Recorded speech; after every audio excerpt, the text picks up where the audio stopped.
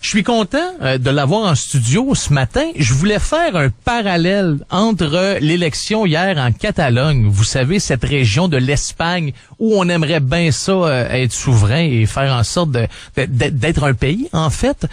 Et je me suis dit, ça se pourrait être intéressant de l'avoir en studio parce que la dernière fois, je lui ai dit, prochaine fois, on s'assoit puis on regarde comment on pourrait faire en sorte que le Québec puisse éventuellement devenir un pays parce qu'on a plein de questions. Je comprends que c'est pas votre priorité ce matin.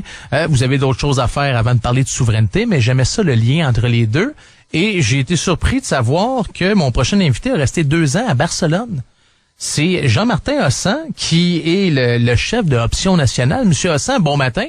Je savais pas du tout que vous aviez passé 2 ans à boire de la bière et à faire de la beach. C'était pas exactement ça, mais c'est ça. J'ai étudié 2 ans à Barcelone des années 90. Ouais, c'est une ville formidable. Quelle belle ville, hein? Oui, puis il y a beaucoup de choses similaires entre la Catalogne et le Québec. Premièrement, les populations sont à peu près les mêmes, 7,5 millions, 8 millions.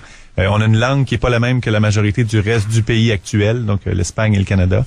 Barcelone a eu les Jeux Olympiques, Montréal aussi, il y a eu l'Expo universelle, Montréal aussi, donc il y a vraiment bien des choses. Puis vous parliez même à ma on se demandait, la Ramblas, on la met où, là?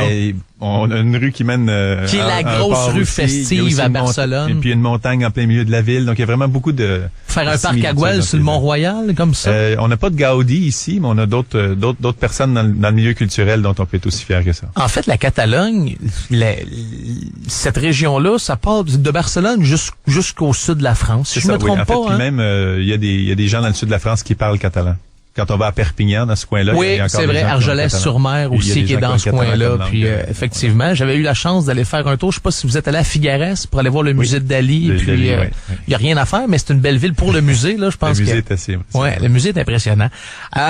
Bon, est-ce que la Catalogne, parce que là, je regardais là, puis il y a beaucoup de gauchistes, puis beaucoup des gens du Parti québécois, puis beaucoup de Québec solidaire qui regardent ça en disant, regardez, eux autres sont capables, nous autres aussi. On fait beaucoup de liens entre les deux. Ouais. Mais économiquement parlant, il faudrait peut-être, puis vous êtes un pro des finances, là, il y a une légère différence quand même là entre la région là-bas et le Québec. La Catalogne est très endettée par rapport à l'Espagne.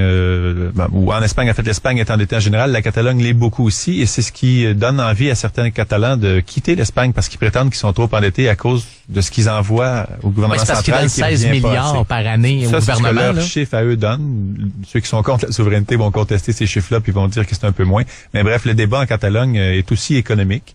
Mais ils ont de l'argent. Culturel.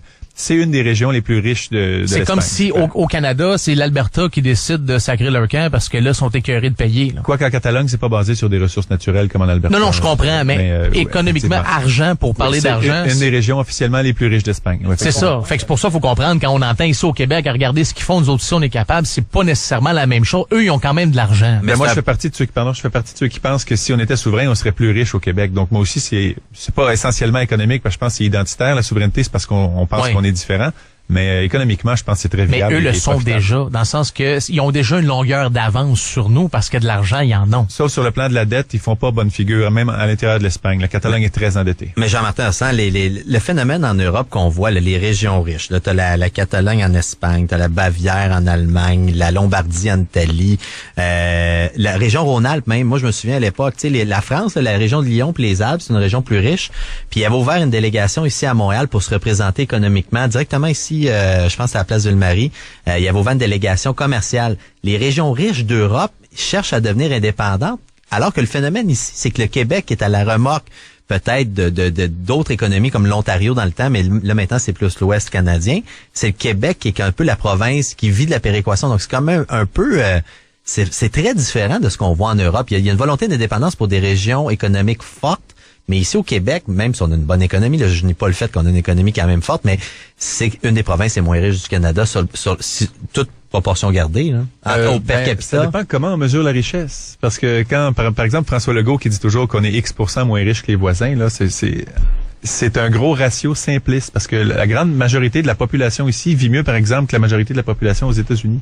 Sauf que quand on embarque les Bill Gates et compagnie dans le calcul, puis que ça fait monter la moyenne et qu'on fait un simple ratio simpliste, ils ont l'air plus riches. Mais le peuple québécois est plus riche que le peuple américain. Et au Canada, on est quand même des provinces per capita où le PIB est un des plus faibles, non? Si je me Ça trompe. aussi, encore une fois, il y a des études de Pierre Fortin, entre autres, de l'UQAM, qui montrent que pour une famille, disons, de 2 enfants, une famille moyenne, là, on a plus de revenus disponibles ici qu'en Ontario. Il y avait un article dans la presse la semaine dernière qui disait que pour faire partie du 1%, là, tu sais, le fameux 1% de ceux qui payent pour tout, là, au Québec, c'est 135 ou 138 000 $, ce qui est un des plus faibles au Québec, au Canada, là. Si on considère avec l'Ontario.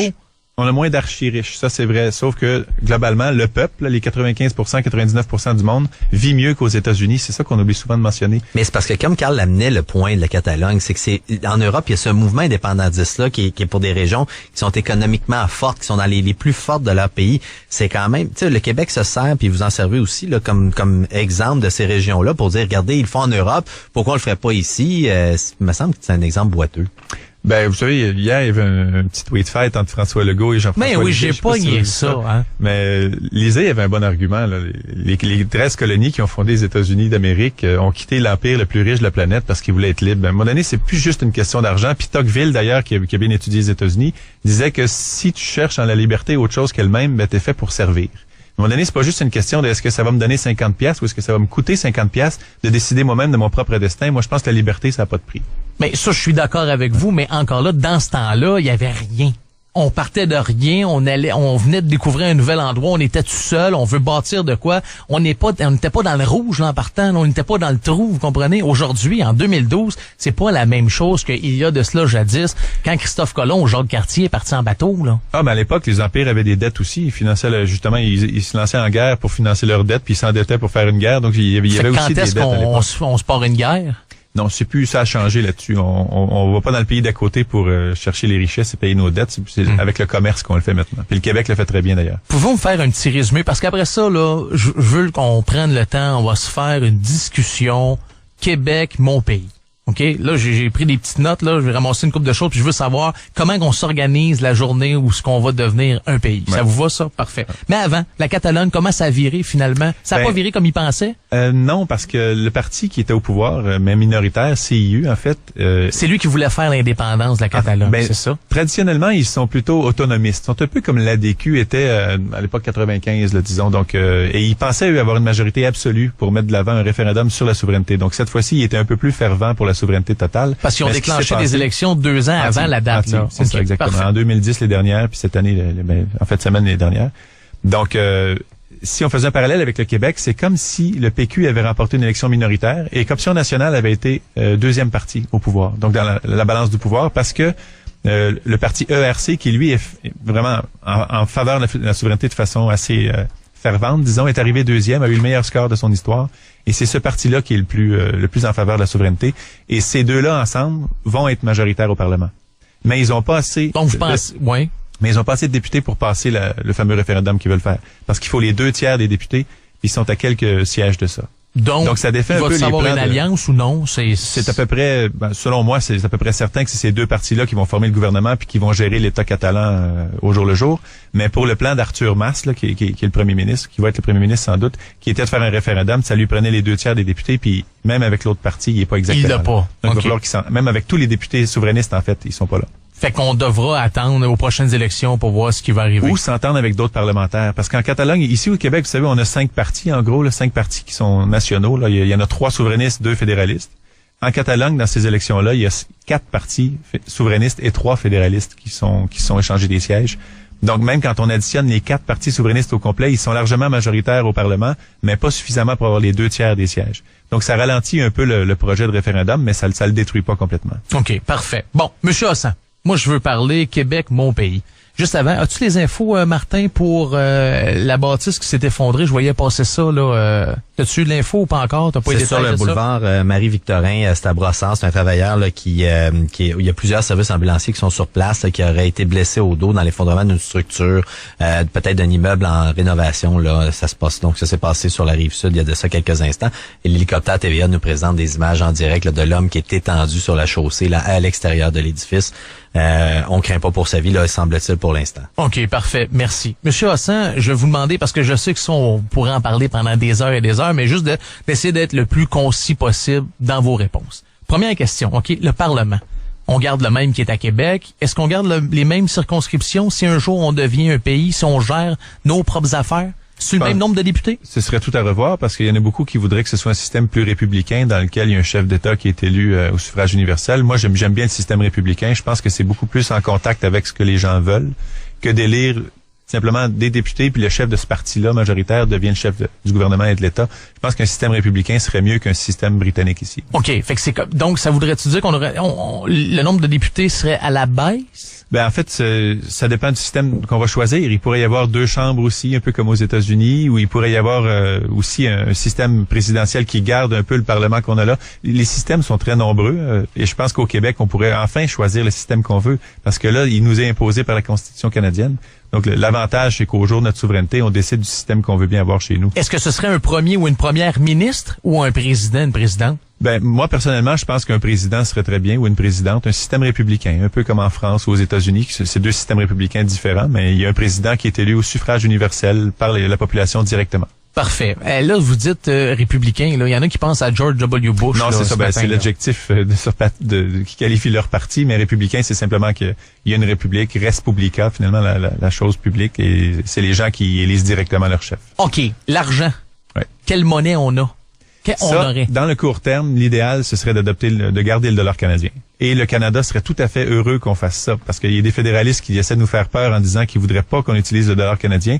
Mais ça voudrait dire qu'il faudrait vendre tous nos dollars canadiens pour acheter une autre monnaie. C'est comme ça que ça marche. Oui. Et que leur masse monétaire serait à 20-25% en vente sur les marchés. Puis ça causerait un choc économique absolument affreux pour le Canada.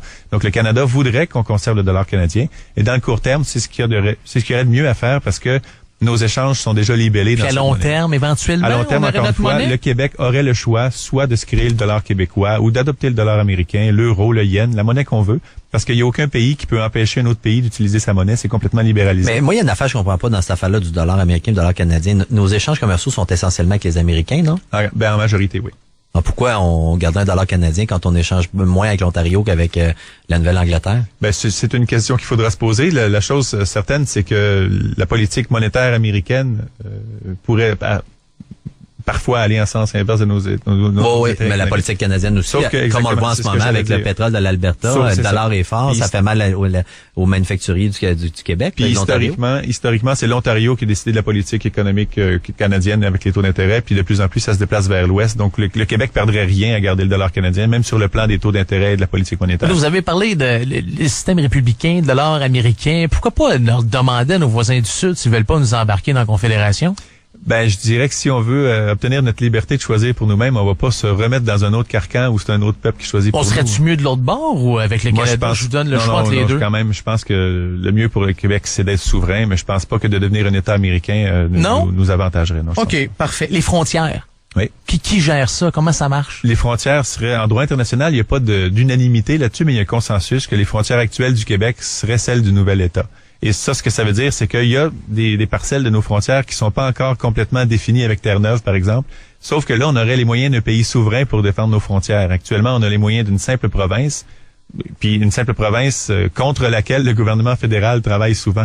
Donc, on aurait exactement les mêmes frontières, mais avec les moyens d'un État souverain pour les protéger. Donc, ce serait un plus. Mais quand vous dites avec Terre-Neuve, on irait chercher le Labrador ou? Non, c'est pas une question de conquérir le Labrador, mais c'est qu'il y a une frontière qui est, disons, disputée entre le Québec et le Labrador. Oui. Et cet état de fait-là demeurerait au jour de la souveraineté, mais on serait au moins une nation souveraine. Mais ça va nous prendre des douaniers québécois? Ah, c'est sûr qu'il y aurait des gardes côtiers puis des douaniers, c'est sûr. À l'aéroport aussi, même chose. Ben oui, en fait, il y en a déjà, mais ça deviendrait ceux du Québec. Ben, ils sont canadiens, ceux qui sont là. C'est ça. Mais le personnel est déjà en place, puis c'est des Québécois qui travaillent là souvent, donc ça deviendrait simplement les douanes québécoises. Une passoire comme avec nos douaniers canadiens, ou on y aurait un petit peu plus de... Passoire, je pense que c'est un grand mot, mais le Québec saurait certainement protéger ses frontières. On aurait un passeport québécois? Éventuellement, bien sûr. OK. Ouais. L'armée, qu'est-ce qu'on fait avec ça? L'armée, on aurait encore une fois, la notion de choix revient souvent, on aurait l'armée qu'on veut bien avoir. Je pense qu'elle serait moins équipée en armement militaire lourd que ce que le Canada est en train de faire. Là, il y a un programme assez intense. Tout du poivre de Cayenne? Peut-être pas, ça fait mal aux yeux. Mais non, mais c'est une bonne question parce que l'armée, en fait, c'est ça, les fédéralistes nous disent souvent, vous auriez pas les moyens de vous payer une armée, ce qui est complètement ridicule parce que l'armée actuelle au Canada, elle a été payée à 20-25% par les impôts québécois. Donc, elle nous appartient dans la proportion de notre population au Canada. Donc, le jour de notre souveraineté, on a l'armée proportionnelle qu'on veut bien garder. Donc, on garde 25% de l'armée canadienne. Ou ils nous compensent pour ce qu'on peut pas garder parce que ce qu'on a payé nous appartient dans la partie qu'on a payée. Puis ça revient au débat sur la dette. Les gens qui disent on va avoir notre portion de la dette fédérale, ça va être très lourd à payer, mais on a aussi notre portion des actifs fédéraux hors Québec qu'on a payé avec nos impôts. Donc, dans la négociation de tout ça, c'est pas simplement une nouvelle dette qui nous arrive sur les épaules. Et de toute façon, cette dette-là est pas nouvelle, on la paye déjà avec les impôts qu'on envoie à Ottawa. Ou on pourrait sous-contracter aux gangs de rue, l'armée, parce que dans le fond, avoir l'arsenal militaire que d'autres sont équipés avec les mitraillettes puis les bâtons dynamite, ça coûterait moins cher. Parce que la pension pour les anciens combattants, si on ramène ça ici, même chose que l'assurance chômage. On pourrait très bien s'occuper de notre monde, entre autres les pensions de combattants ou pensions de vieillesse là que les fédéralistes utilisent souvent pour nous faire peur. Actuellement, on envoie de l'argent à Ottawa qui nous le retourne pour nos pensions. Le jour où on est souverain, on garde l'argent ici, puis on se paye nos pensions, puis ça finit là. OK, combien ça va me coûter d'impôts, moi? Je vais acheter quelque chose, là. Aujourd'hui, là, ça nous coûte. Écoute, le fédéral le baisse. Au Québec, on l'augmente. C'est rendu 15% à peu près, là. Globalement, les impôts, globalement, resteraient à peu près les mêmes au lendemain de la souveraineté. On serait encore les plus taxés en Amérique du Nord? Avec le plus de services aussi. L'avantage vient avec, c'est vrai qu'on est les plus imposés, mais on a les meilleurs services aussi. Puis ce que je disais tantôt, meilleurs services, les hôpitaux, ça va pas nécessairement bien. On peut pas dire que l'éducation, on est encore numéro 1 dans le décrochage scolaire. On a les mêmes problèmes que tous les autres pays d'Occident. Vous l'avez mentionné, j'ai vécu en Espagne, j'ai vécu en Angleterre aussi, j'ai été bien chanceux. Puis quand tu ouvres le journal le matin, c'est les mêmes problèmes. Les hôpitaux, c'est trop long. Le système d'éducation, ça va pas comme on veut. Mais une heure d'ici, là, ça va 100 fois mieux. Là. On a juste à passer à la frontière ontarienne, puis à l'hôpital, c'est pas un problème. D'ailleurs, il y a même des gens qui font le trajet pour aller se faire soigner en Ontario ou qui prennent la RAMQ que d'attendre ici des urgences parce que c'est dégueulasse. On entend aussi souvent des nouvelles de gens de l'étranger qui viennent se faire soigner au Québec aussi. Donc, on a des problèmes à régler. L'Ontario aussi. On a des problèmes occidentaux, finalement. On est ni mieux ni pire que les autres. OK. Les banques, caisses, ça reste pareil, ça? La structure financière reste identique. Reste exactement la même. Puis l'exemple récent de la Tchécoslovaquie qui est devenue la République tchèque puis la Slovaquie, c'est les derniers pays européens comparables à nous, disons, qui sont devenus souverains. Tout a continué de fonctionner et même ça va très bien. On n'en entend pas parler parce que ça va très bien. Pas en Slovaquie. La République tchèque va bien économiquement, mais la Slovaquie a de la misère. Les deux ont une croissance très comparable, favorablement comparable à l'Europe. Oui, ça va très bien pour ces deux pays-là. Puis il y a personne qui regrette et qui veut refaire un pays avec les deux pays indépendants. Là. Le port de Montréal? Oui. On va gérer ça, c'est nous autres qui le ramassent? Tout ce qui est chez nous devient de compétences québécoises. Donc le port devient... Les cours d'eau? Le fjord, fleuve Saint-Laurent, qui est fédéral. La voie maritime devient en fait ils vont déjà tous nous laisser ça de même. C'est ça de reconnaître un référendum sur la souveraineté. Je dis pas que le Canada va dire bravo, vous êtes souverain du jour au lendemain. Il va y avoir des négociations, c'est sûr, mais moi je pense qu'en bout de ligne, ils vont reconnaître le choix des Québécois. Tout ce qu'il faut, c'est ça qui est pas la mince tâche, c'est de convaincre une bonne majorité de Québécois que c'est ce qu'on devrait faire. Gaz de schiste, on va exploiter ça? Moi, j'ai toujours été d'avis que si un jour, il y a des preuves scientifiques qu'on peut faire ça de façon propre, on est mieux de le produire chez nous que de l'importer. Mais je doute un peu que ce jour soit proche. Aujourd'hui, là, non? Mais aujourd'hui, on n'a aucune façon de prouver qu'on va pas empoisonner notre eau et notre santé. Donc, moi, je pense que le principe de prudence élémentaire, c'est d'attendre d'être sûr qu'on peut faire ça de façon propre avant d'y aller. Le pétrole? Même chose pour le pétrole. Et malheureusement, entre guillemets, le pétrole ici semble être du pétrole de schiste aussi. Donc, il n'y a pas de pétrole conventionnel comme il y en a en Norvège, disons, ou en Arabie Saoudite. Donc, ça aussi, il faut s'assurer qu'on va pas scraper notre environnement avant de s'enrichir parce que c'est... Mais pour faire de l'argent, là, d'abord, on va la prendre où, cet argent-là? Nos cerveaux sont une ressource renouvelable qui vont nous mener pas mal plus loin que du pétrole. Oui, mais je comprends, là, mais ça fait réponse de pelleteux de nuages, là. Notre cerveau va nous aider à nous envoyer. On est encore dans le trou, là. Les pays les plus prospères au monde sont ceux qui ont le mieux investi dans leur éducation parce que c'est ceux qui innovent, c'est des emplois qui sont pas exportables. Par exemple, dans le secteur manufacturier. Là, vous dites, oui, allez-y. On peut facilement se faire choper des emplois par des pays d'Asie ou d'Amérique latine qui donnent des salaires beaucoup plus bas. Mais quand il y a une forte proportion de haute technologie ou de techniques assez spéciales dans les produits qu'on fait ou dans les services qu'on rend, c'est des emplois qui sont pas exportables. Donc, ça passe par l'éducation. Donc, la gratuité scolaire?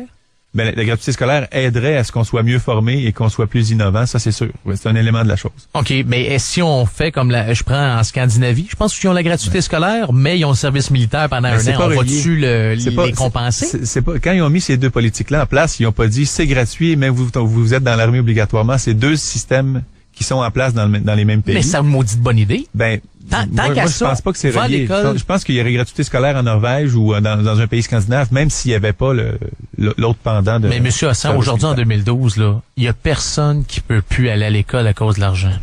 Je Ah, c'est pas vrai, m'excuse, ça. là. Ah, non, ça, c'est pas vrai. Non, c'est pas vrai. non. Avec toutes les bonifications de prêts et bourses qu'il y a, avec le montant que ça coûte aller à l'école ici même au Québec, il y a personne qui peut se dire c'est quelqu'un qui veut pas. S'il veut pas aussi, mais il y a personne qui peut se dire c'est impossible, je peux pas aller à l'école à cause d'argent. Ah, il y en a beaucoup d'étudiants qui doivent travailler pour payer leurs études parce qu'ils sont pas admissibles aux prêts et bourses et qui doivent soit annuler ou reporter leurs études. Avec ce que les libéraux ont annoncé, je pense que pour quelqu'un qui veut, il va falloir un moment donné qu'il travaille un peu là, de côté, là, mais avec toutes les bourses et les programmes qu'on a fait avec que le Parti québécois a décidé de garder et de geler les frais de scolarité, la hausse, il y a personne là aujourd'hui qui peut chialer contre ça.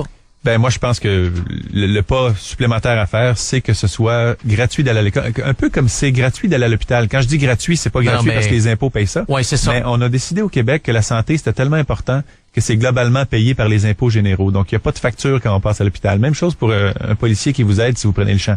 Mais je pense que l'éducation, c'est aussi important et ça devrait être payé par les impôts généraux. Et ensuite, les gens qui bénéficient de ça, ils vont quand je vais à l'hôpital, là, je couche pas là pour le restant de mes jours. Là. Si vous avez quelque chose de grave, vous allez coucher un bout de temps, vous n'aurez pas de facture en sortant d'hôpital. Je comprends, mais pour quelqu'un qui va à l'école, là, on sait qu'il faudrait faire une taxe à l'échec. Ben, nous, on veut la gratuité scolaire parce qu'il y en a balisée. plein qui profitent du système. Il y a qui le mot vont, balisé. C'est à 40 ans, c'est encore l'université. J'ai rien contre le savoir, là. C'est important. Mais quand t'as des gens qui profitent du système ou qui vont au cégep jusqu'à 32 ans, je me souviens très bien qu'on avait décidé de faire la taxe à l'échec. Je sais, je l'ai déjà payé. On l'a enlevé ça après parce qu'on disait, ben là, c'est pas drôle puis ça empêche les gens d'aller à l'école. Ouais, ben en fait, je suis content que vous mentionniez ça parce que dans notre plateforme, ce qu'on dit, c'est qu'on veut la gratuité scolaire balisée. C'est-à-dire que si quelqu'un échoue 5 fois son cours parce que c'est gratuit puis qu'il s'en balance, à un moment donné, il va contribuer. 5 fois son cours. Je dis 5 comme ça, c'est un chiffre. Là. Ça peut être 3. Mais c'est quoi le modèle, mettons, que tu peux dire, là, on réplique, tu sais, je pense toujours à la France, parce qu'en France, c'est pratiquement la gratuité scolaire dans les grandes universités. Mais c'est pas chic, là. Moi, je suis allé à l'Université de Grenoble, là, en sciences économiques, je faisais une affaire, là, les amphithéâtres de 600 places, pas de micro, tu sais, t'as pas d'infrastructure de qualité, t'es trop nombreux par classe. Y a-t-il un modèle qui existe dans le monde vraiment où c'est gratuit, puis on peut dire, voilà quelque chose qu'on peut suivre, là? Il y a pas de modèle parfait, puis il y en aura sans doute jamais. Mais moi, ce que je veux qu'on évite au Québec à tout prix, c'est des gens qui retardent ou qui annulent leurs études parce qu'ils n'en ont pas les moyens. Et je pense que c'est beaucoup plus payant pour la société de dire à tout le monde, faites le diplôme que vous voulez, puis ensuite vous payerez vos impôts, qui vont être plus élevés parce qu'ils vont avoir un meilleur salaire, parce qu'ils sont allés à l'école plus longtemps. Donc, à terme, c'est très payant fiscalement et économiquement la gratuité scolaire. Et la preuve, c'est qu'il n'y a aucun des pays qui l'a mis en place, qui a regretté puis qui a trouvé que c'était trop cher. Mais ça se reprendra pas juste 3-4 cerveaux qui vont graduer plus que d'autres pour faire en sorte qu'on va régler le problème d'argent au Québec, là. Non, mais ça veut qu'une personne qui finit son bac, par rapport à ne pas le finir, va gagner entre 6 et 700 000 $ de plus dans sa carrière. Si c'est en histoire ou en études asiatiques, pas sûr. Ben ça, c'est une moyenne calculée par les libéraux. Hein. C'est le ministre, comment il s'appelait déjà? Celui qui était battu par Léo, là. J'oublie son nom, excusez-moi. Paquette, Pierre Paquette. C'est Alain Paquette. Non, Alain Paquette. C'est ça. Le ministre Paquette s'en servait de ce chiffre-là. Donc, si les libéraux utilisaient le chiffre, ça doit être conservateur à la baisse, croyez-moi. Ça devrait être bon. Donc, les chiffres sont bons. Pas nécessairement bon, mais ils doivent même amoindrir le gain s'ils utilisaient ça parce qu'ils s'en servaient pour combattre la gratuité scolaire. Hydro-Québec, est-ce qu'on augmente les coûts? Hydro-Québec, moi, je pense qu'avant d'augmenter le bloc patrimonial, par exemple, comme ça a été fait dans le budget, il y a beaucoup d'argent à aller chercher ailleurs dans le système. J'en ai souvent parlé, les rapports d'impôts. On est les seuls au Canada à en avoir 2 à remplir. Juste ça vaut 500 millions par